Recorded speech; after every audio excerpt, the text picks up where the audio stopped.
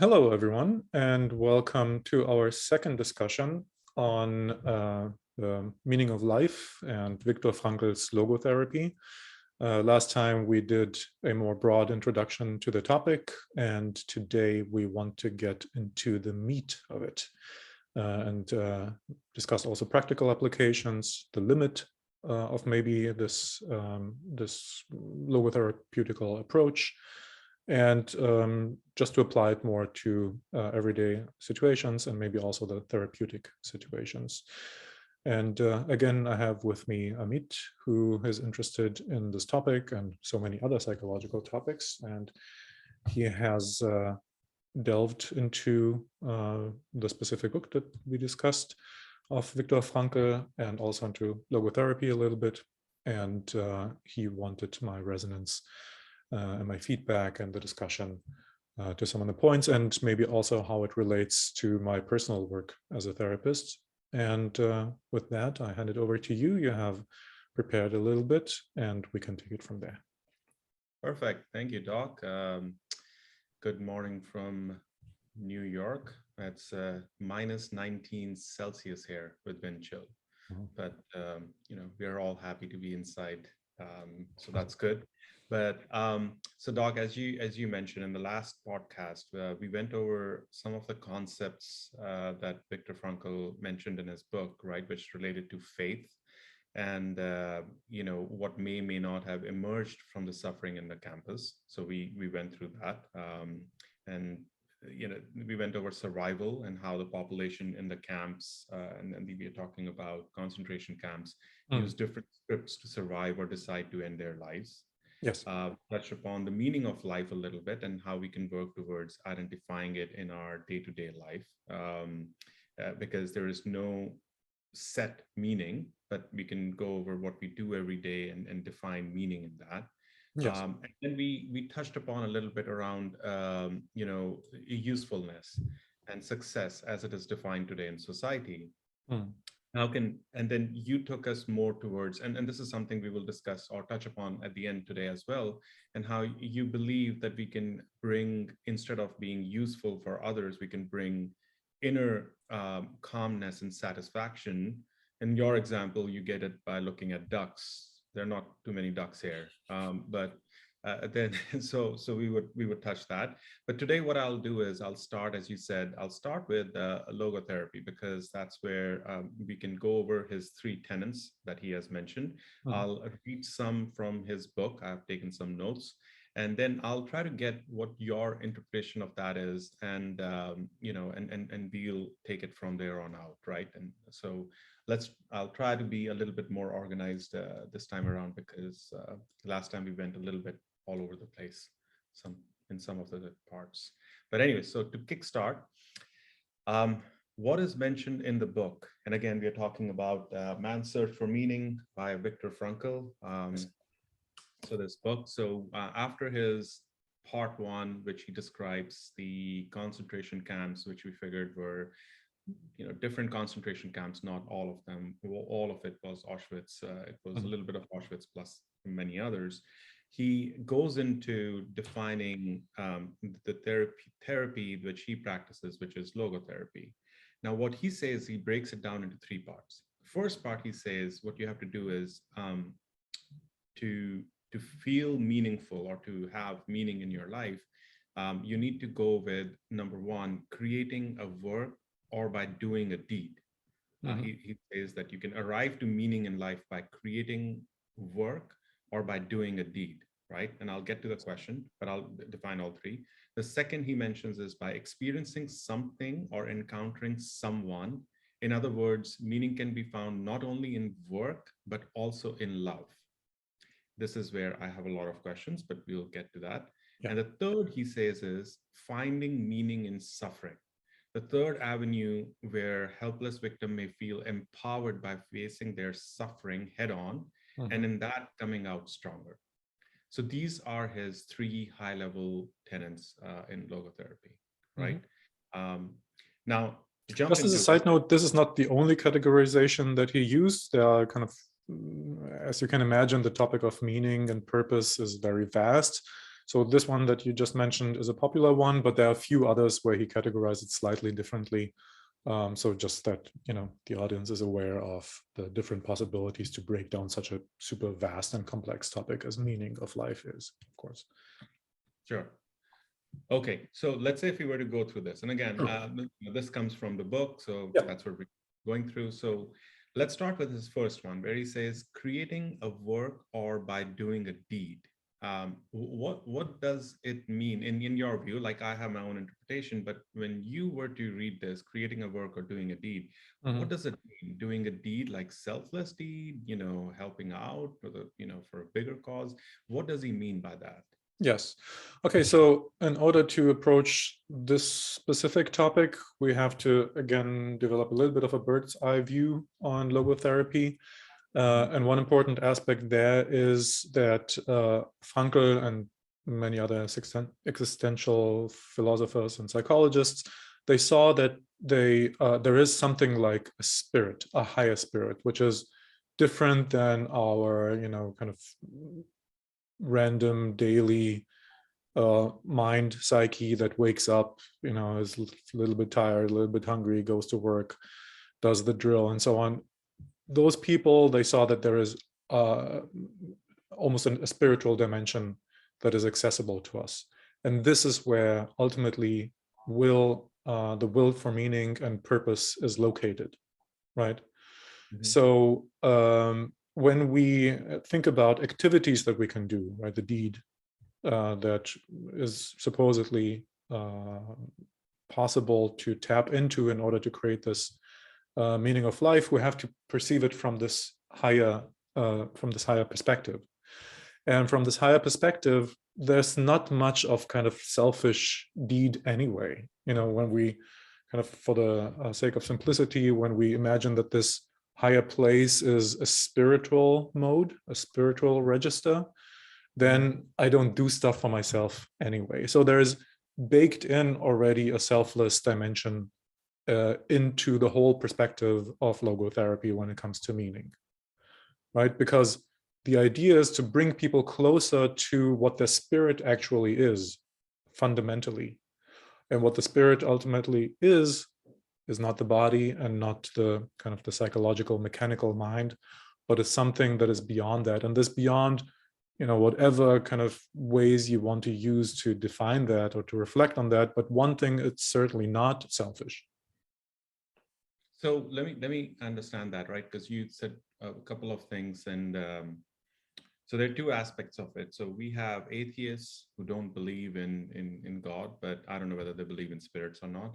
But what you're saying is that philosophers like Frankl and others, and I don't know about Adler, and I don't know about Freud, but they believe that when I say we, that means an individual or me or you, we are more than just this body and the mechanical mind. Yes, right? correct. So yes. it's a lot of meditations where they do, I'm not the body, I'm not the mind. Yes. But you are more than that. So this is the spirit, or whatever we want to call it, the higher self. Yeah. Now, what you're saying is, when he's saying creating a work or doing a deed, it is doing a deed from the higher self. Like that part I didn't get. Yes. So ideally, I'm tapping into that realm or power, whatever you want to use it, to call it. And from that place, connect to the deed, which means, for example, that, when I'm crafting something, right? I'm doing origami or whatever it is, or I go to work, then I'm not kind of too interested in the idea that it gives me money after all and increases my power status and so on. But I see the creative potential in that. I see the sources of joy, of trying something, of, we'll come to the other categories later, for example, to help someone. But in this first point, it's more about the deed aspect. So I'm approaching it with kind of aspects and qualities that many people would agree belong to a higher realm: openness, freedom, creativity, curiosity, all these things that we ascribe to positive and states of mind that help me to self-develop. This is what is meant here. So to connect to the deed with these qualities. Does that make sense to you? Slightly. Can I tell you in layman's term what I understood? Go ahead. Right. Okay. So what you're saying is, let's say I go to work, like, so there are daily things that we have to do, right? Because we can't be monks. Yes. It's not everyone can be doing that. But let's say when you go and do it, so or if you are into farming, for example, as a farmer, you're going. So instead of just saying, okay, I'm gonna work on the fields, you're enjoying the sand, you're enjoying touching the plants, you're enjoying watering it like a kid enjoys watering it when they're doing it. So you're coming out with curiosity, fun. You're enjoying the sun on your back, on your neck. Similarly, when you go to work, you're enjoying the conversational aspect with people and understanding where they are struggling to grow, helping them grow. This is what you're saying. So instead of looking at it just as work and projects and moving projects forward, Yes. you're thinking more of that. Yes, and to see, maybe you're a little bit familiar with the idea of karma yoga in the Indian realm. For those who have no idea what this is basically to use the realm of action, the realm of deed, as an access to the ultimate, the access to the divine, right? To put, for example, my activities into the service of God, let's say, right? So I am the vessel through which God kind of acts on earth. And with this kind of approach, of course, I act differently than if I just think about, my small egoistic advantages through working, for example.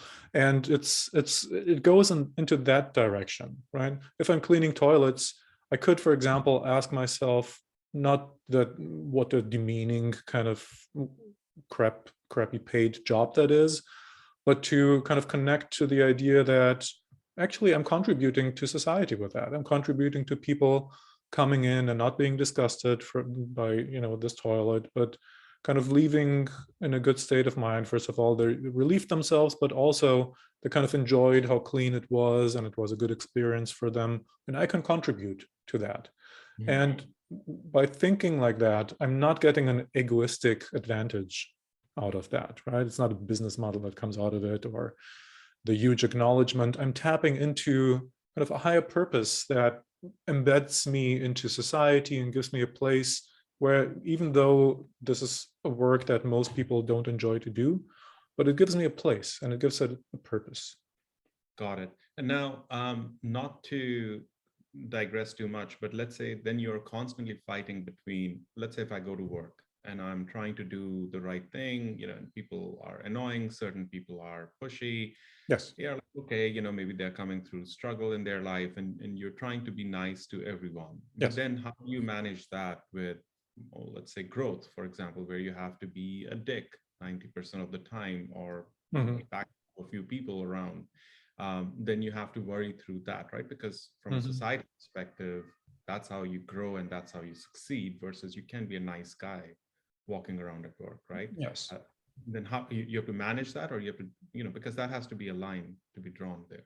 Right. And this is an interesting point where I think we come relatively close to the limitations of such an approach, such an existential approach. As I mentioned last time, approaches like logotherapy, existential approaches, they are largely idealistic. Even when I speak about the free spirit or the divine spirit or the ultimate meaning or something like that, I'm projecting a grandiose idea, right? That we might tap into sometimes, but it's unrealistic to expect from myself or others that I could be in that all the time. Usually it's an oscillation between moments where I feel elevated, I remind myself of those principles, I contemplate, for example, with which attitude I want to go to work today. But then I'm thrown into the situation, like you said, sometimes someone is a dick to me, or there's a power play going on at work, and then the mechanical aspect of the mind kicks in, self-protection kicks in, the will to power kicks in. And then I'm, kind of maybe dropping largely out of this purposeful, grandiose kind of space that feels so good when it's pure. when I feel it so purely, right? But then in harsh contact with reality and with people where I cannot kind of protect this precious space, I'm falling back into normal mode of, exercising power, Got it. security, and so on. Okay. So I feel, at least in the realm of logotherapy, or these existential views, we are more in an inspirational space. Got it. Okay. And So basically, majority of the time, if you're looking at a situation where you don't have to be the way mechanical mind tells you to be, you can try and do good majority of the time, and that should be decent, yes. right?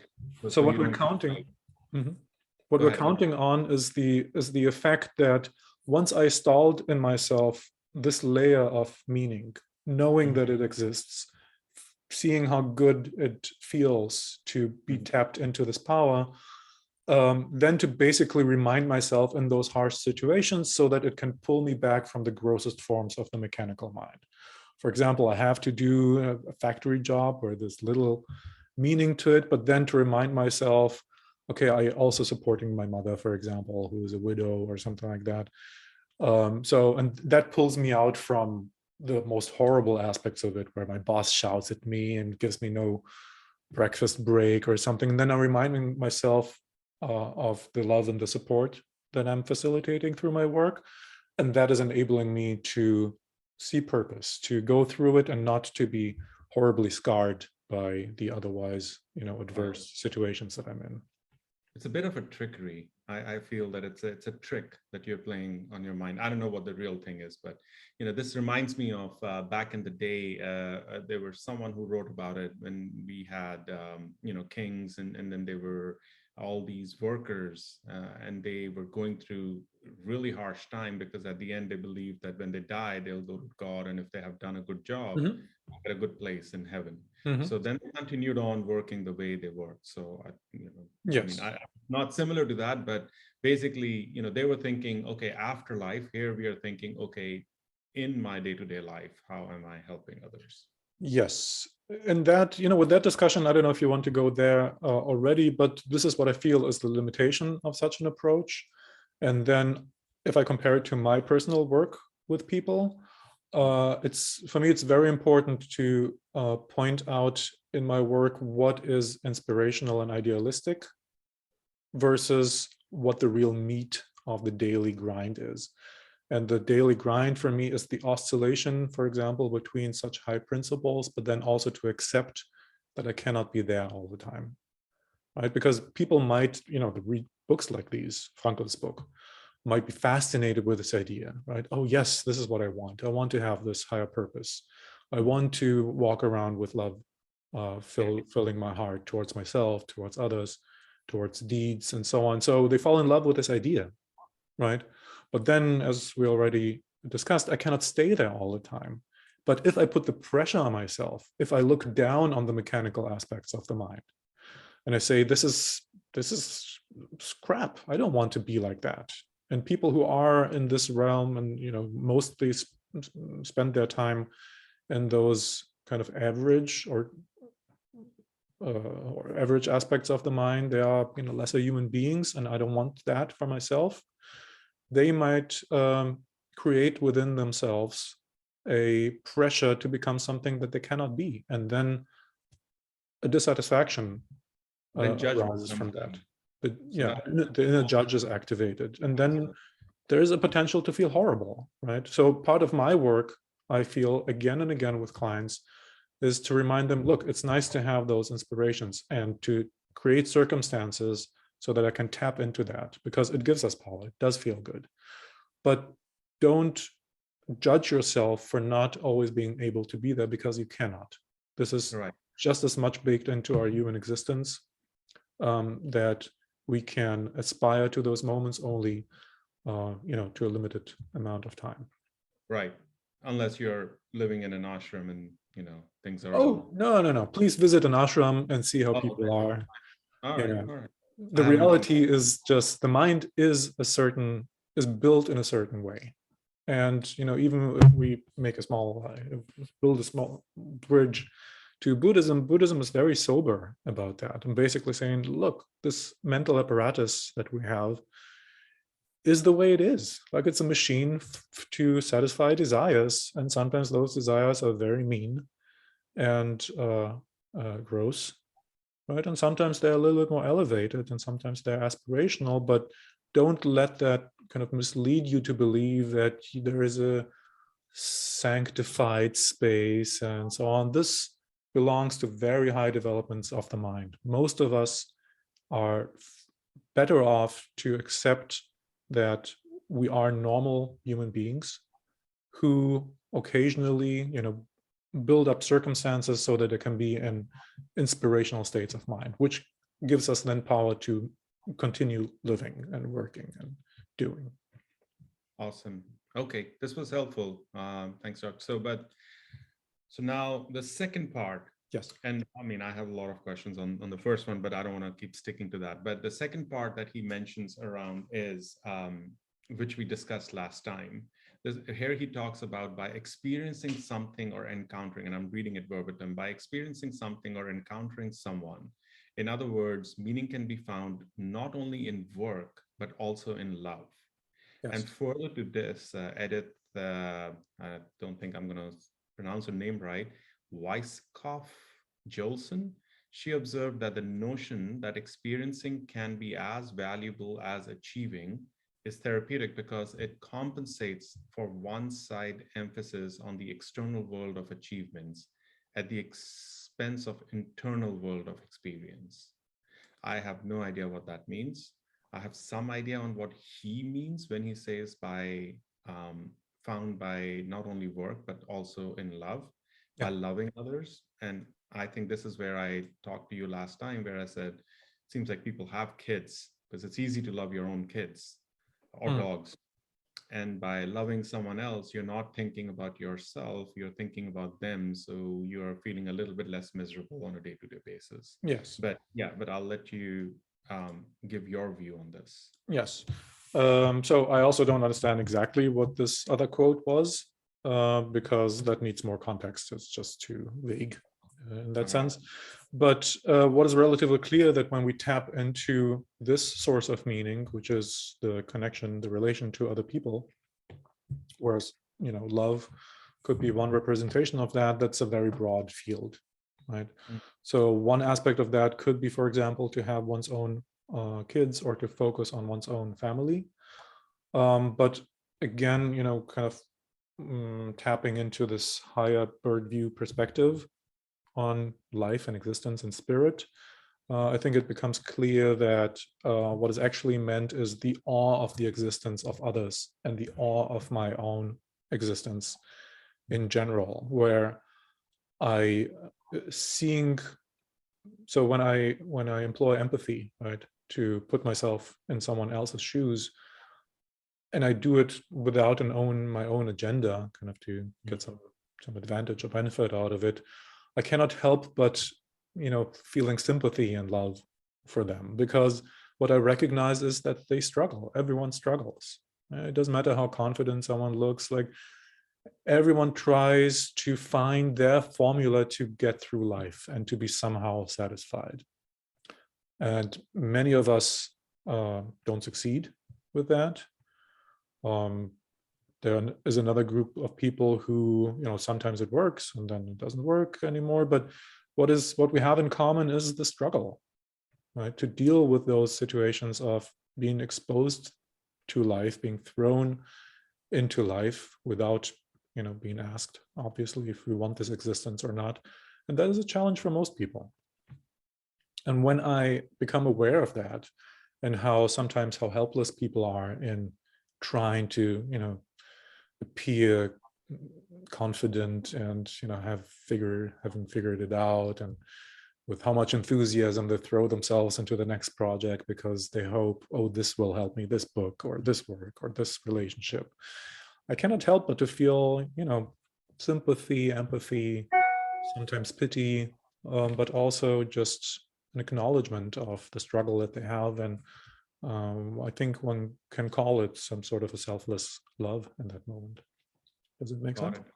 Okay, so you're saying there are two aspects of it. One is, of course, you can have kids, or you can fall in love with a partner, and then maybe it's short-lived. French, yes.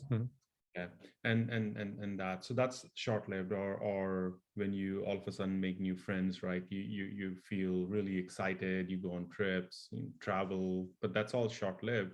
The other one is also where, let's say, if someone is mean to you, or if someone is doing an act which is not good, you can think of them, you can understand where they may be coming from, and then that way you can kind Mhm. of like them or love them, which can, but how would that help into finding meaning to life? Why is he relating that to meaning? That's more about being a bit more kinder to the other person. How Mhm. would that relate back into meaning? Or maybe Well, does that? I can do the kindness mechanically, right? Because I read it in a book, or the priest in church said that it's God's will that I should be kind or something, but I wouldn't connect anything with that. I wouldn't feel it.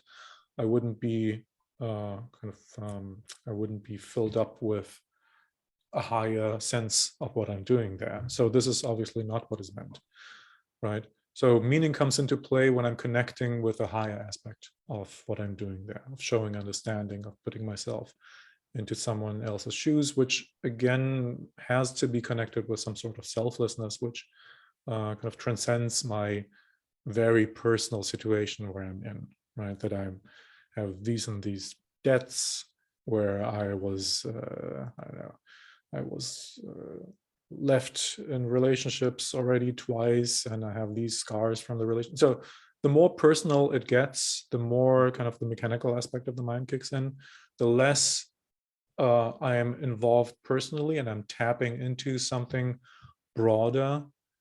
Then the meaning automatically comes in, where I feel like, oh, it's just good to be supportive to people, not because of something. It just feels right.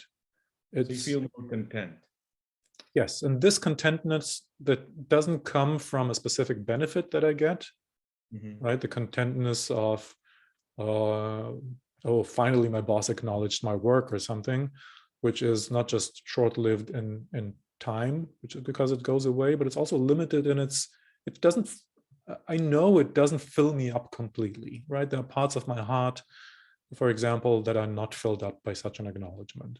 But if I'm able to get into a more impersonal space and kind of base my love on a higher principle, right, for humans in general, or living beings in general, or towards all beings that are thrown into the same dilemma of existence, then the fulfillment that comes out of that is just more intuitively kind of satisfying, gratifying on a broader scale.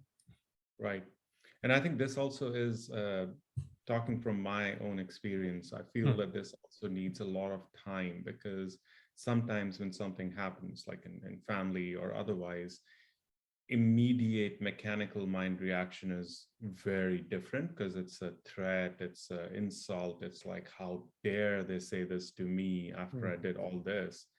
And then after a week or so, you calm yourself down, you sit down, you think through it, probably meditate or not, whatever that is. Mhm. And then you're like, okay, maybe they were going through a tough time. Maybe if I was in their place, I may feel the same, or I do understand where they're coming from. And then you become a little bit calmer in that aspect. All right. But then again, you don't want to be, I don't think we want to be going too far out with this, because, someone takes advantage of you and you're like, yeah, I get it. They probably came through a tough life. Let them take advantage of me again. You don't want to go that far either in this world, is what I'm thinking. But at least Yes. you don't have to be, you don't have to be pissed off with them for the rest of your life. Mhm. Yeah, I think that's a good practical aspect, because I think even within the framework of logotherapy, it would make sense to think in this way that you just described. Why? Because if I'm letting people take advantage of me, I'm violating the self-love that I should equally have, right? Right.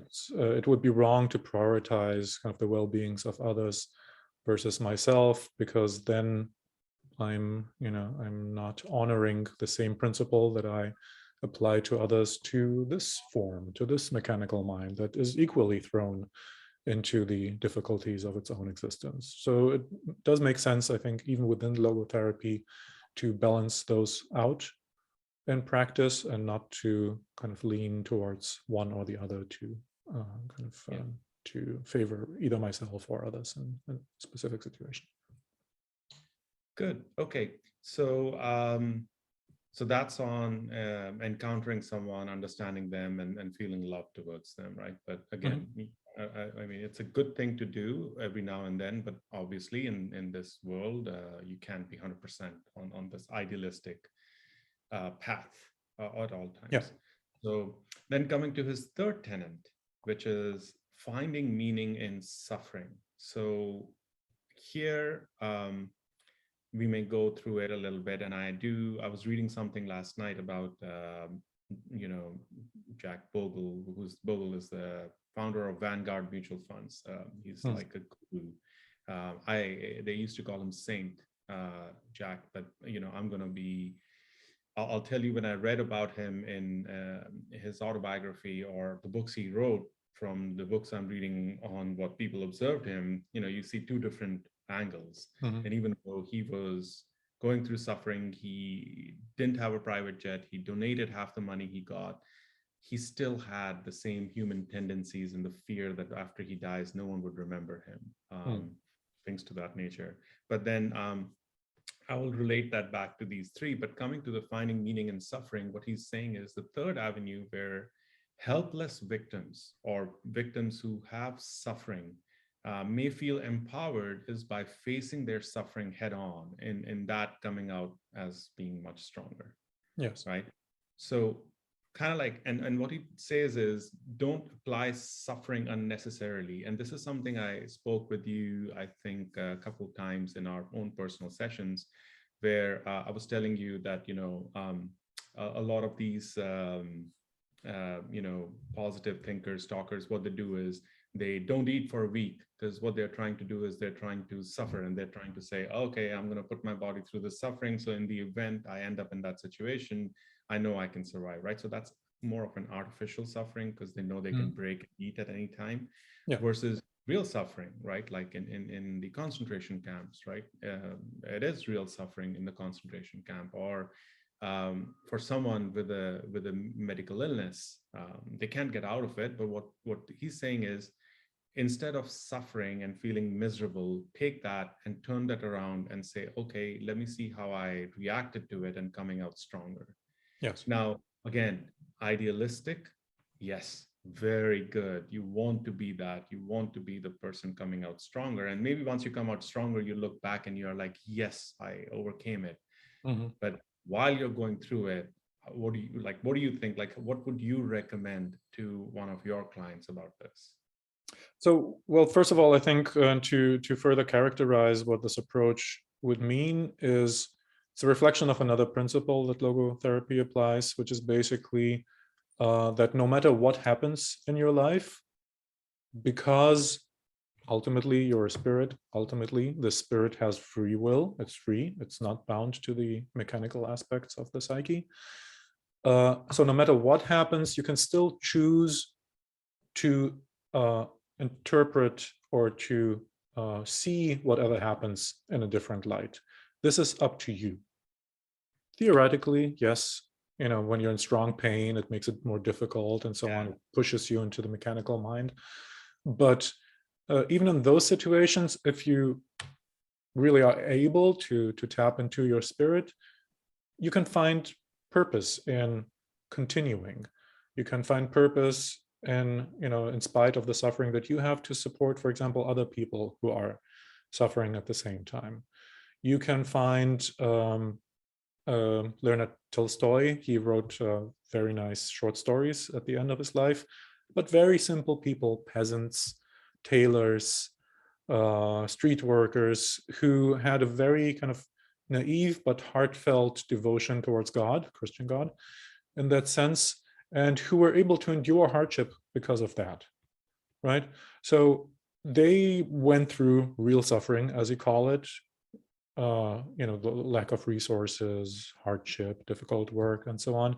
But because of the attitude that they had towards life, towards the fate, the humbleness, the good spirit, the ethical approach that they had, they could derive a lightness in their existence and not be dragged down by the kind of the physical and the mechanical mind suffering that they experience at the same time. Okay, so let me try to bring it back to something, and tell me if I understood it in the wrong way. Yeah. What I feel is, after reading this and after going through it, obviously you can't compare anything to the concentration camps and the people that they suffered.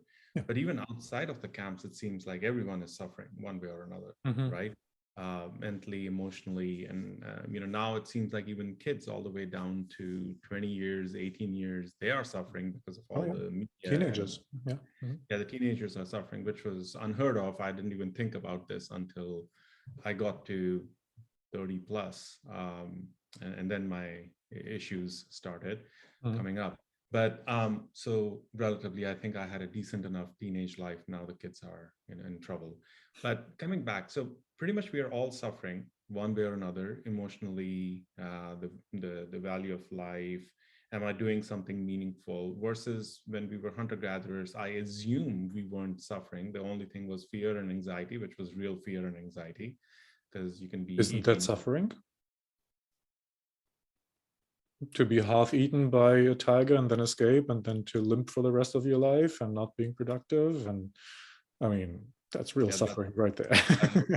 That's real suffering. Yeah, that's true. Or to give or birth, diseases that they didn't have medicine for. And I mean, yeah, and they would perish. That's true. Actually, that's true too. So there was different kind of suffering then. There's different kind of suffering now, right?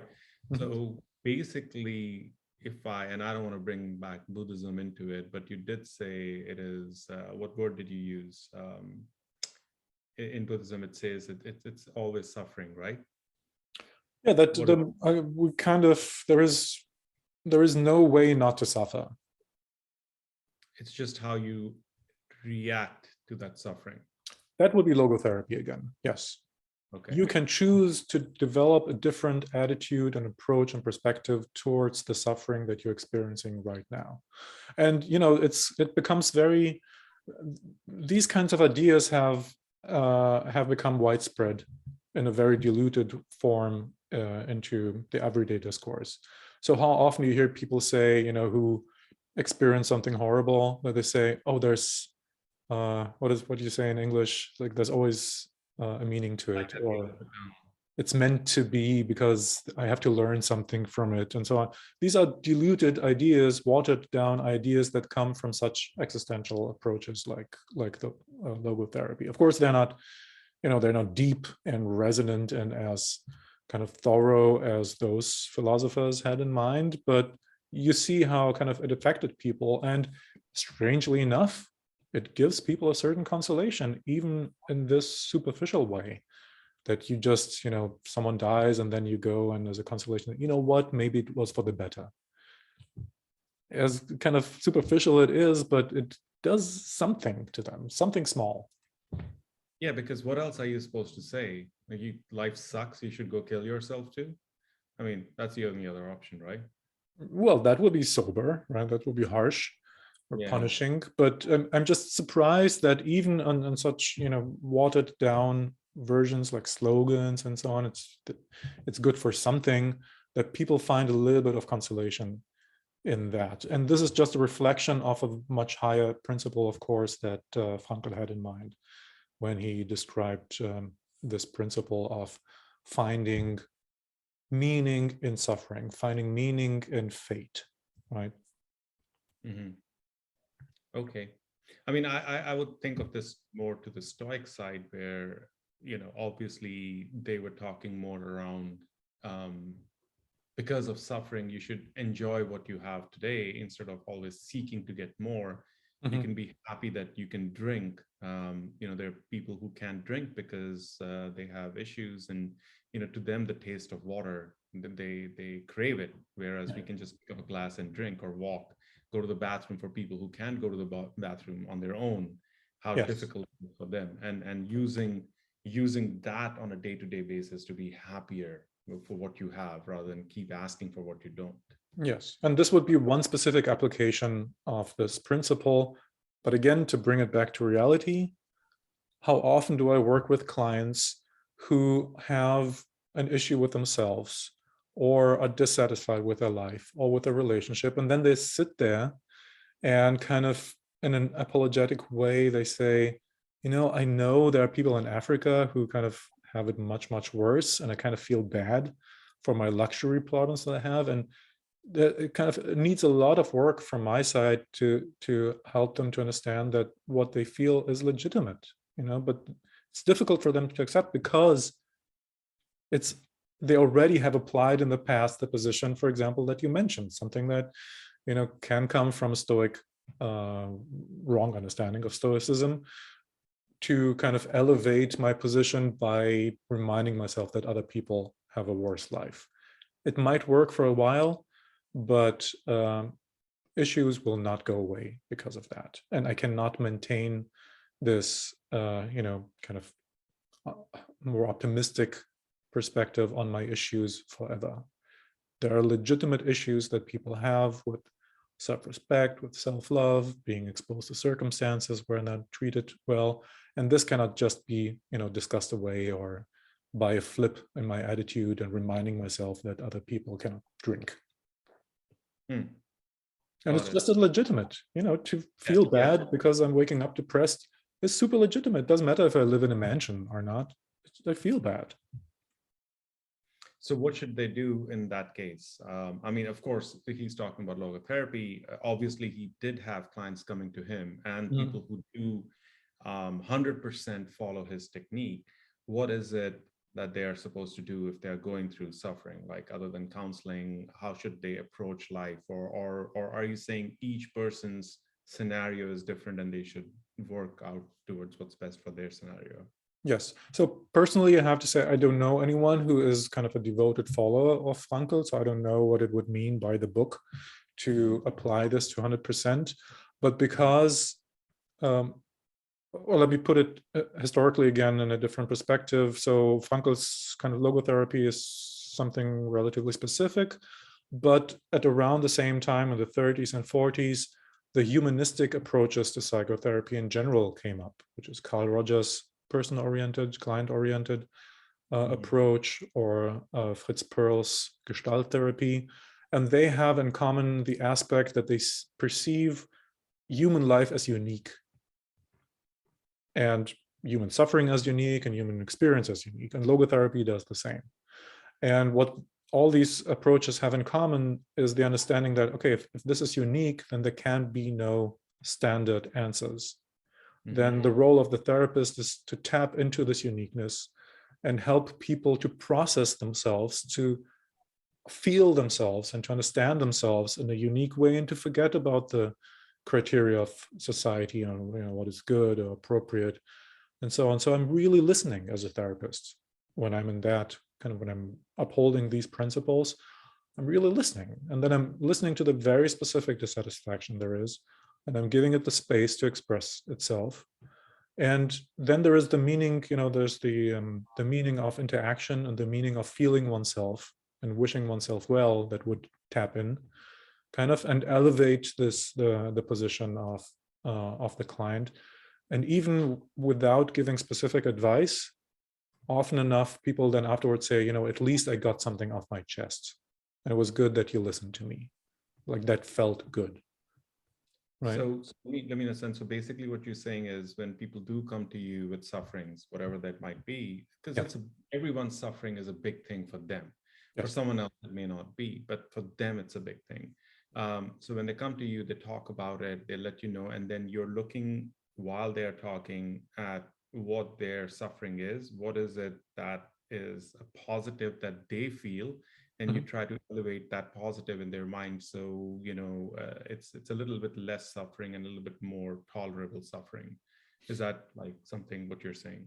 Well, it's much more complex than that, but this one reason we can say why people, one category of not feeling well is that people don't understand themselves. So they might say, I'm here because my partner gives me so much reason for jealousy, right? Through their behavior. And then in the conversation, when I'm tapping into what they're feeling, it gives them the opportunity to actually understand a little bit better what they feel.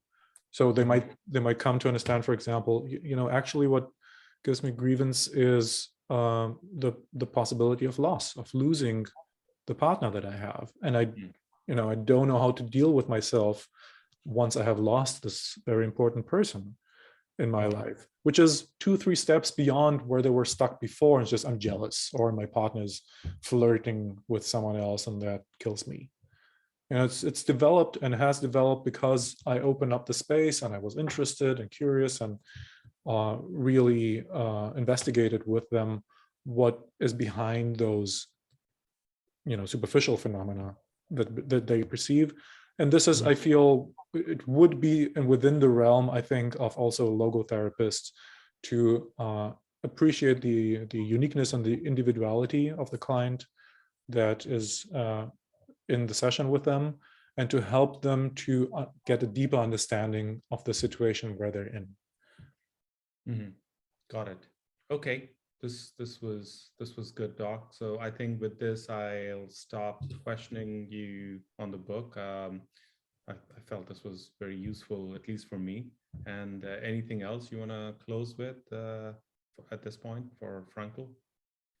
Well, again, I would like to emphasize the point that came up again and again, that when we kind of encounter therapies like that, like logotherapy, that there is a strong emphasis on an idealistic perspective on the human mind, and that it might lead us to it might be very seductive for us to believe, I would like to live in this space that they describe. I want my life to be full of purpose, full of love, full of engagement and creativity. Right? It sounds great. And then because those kind of sets of theories and therapies and concepts, they so much emphasize the idealistic part, I feel that there is a danger that they don't put enough emphasis on what the shadow could be of this approach, which is that people are trapped in an ideal that they just cannot uphold in their life, and that there is a real suffering that comes from that, right? Which is the suffering of a hyper criticism against myself, where I'm doing yoga, I'm vegetarian, I'm telling myself that I should be as kind to people as I want them to be, be the principle that you want to see in your life, and so on. All these nice ideals, right? And then I'm catching myself again and again that I wasn't kind, I ate a burger, whatever it was, and then the harsh judgment. It's like, oh, this is why you're suffering. You are not applying the principle strong enough. And I feel that, at least today, maybe because of history, maybe because the Western society at least went through the 60s and 70s, where these kinds of ideas were so widespread and were ingrained into the value system that everyone has, or many people have. Maybe it's kind of time to kind of let the pendulum swing to a more realistic appreciation of also the mediocre parts of our mind, and to give them legitimacy, so that people don't suffer from believing that they're not good people and are not strict enough to applying those high principles to their life. Does it make sense to you?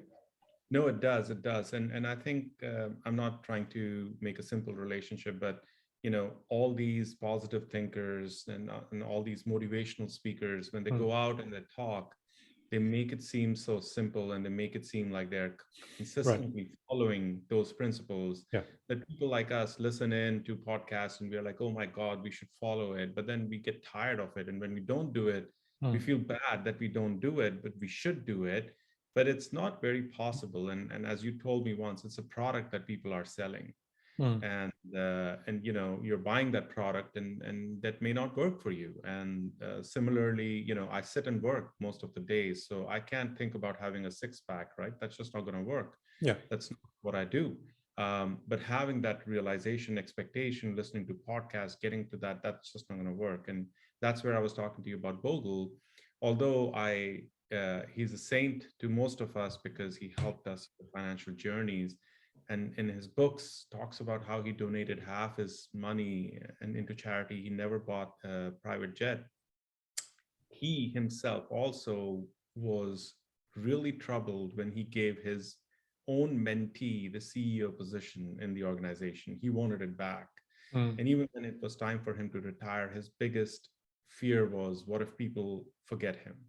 Obviously, no one's going to forget him, but he had that fear. So it's the human mind, even when you have reached that level of success and you've reached that level of accomplishment, Yeah. still looking for that. So I think uh, that's where I can see where when you read Frankl's book, you feel like, wow, this is so idealistic. This guy had everything sorted, but I don't know what the real thing was with him, right? I mean, Mm. we don't know.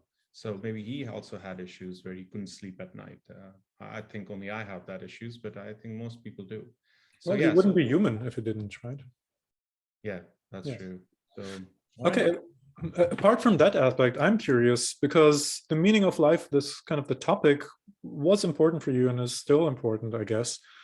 So apart from that aspect, the limitations of such an approach, what did you get out of the encounter with the topic, with the book? Did it somehow help you? Did it open up possibilities to implement things in your life that weren't there before? I think so. I think that things, the takeaways that I have, obviously, meaning of life or purpose is something I've been struggling for the last, I don't know, 5 years, Hmm. or at least since the time I'm coming to you. And I now am realizing it that there is no one purpose or meaning, and it's more around if I'm spending time with something, I'll give it my dedicated attention, and then I'll see whether I enjoy it or I don't enjoy it. And in the act of enjoying it, if I'm doing something good for someone or not.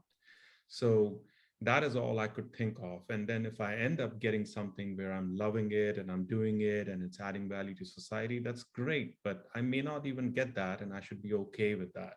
Hmm. Like for the last 1 week, I can't meditate properly. And previously, I would get very frustrated. But I'm like, okay, maybe this is an off week. I'll continue doing what I can. Yeah. So I think that helps a little bit. But more than that, what I got, which I wasn't thinking I would get, is around usefulness. And Hmm. that's what you brought up last week. And I tried to look at ducks too. It didn't help. It was very cold outside.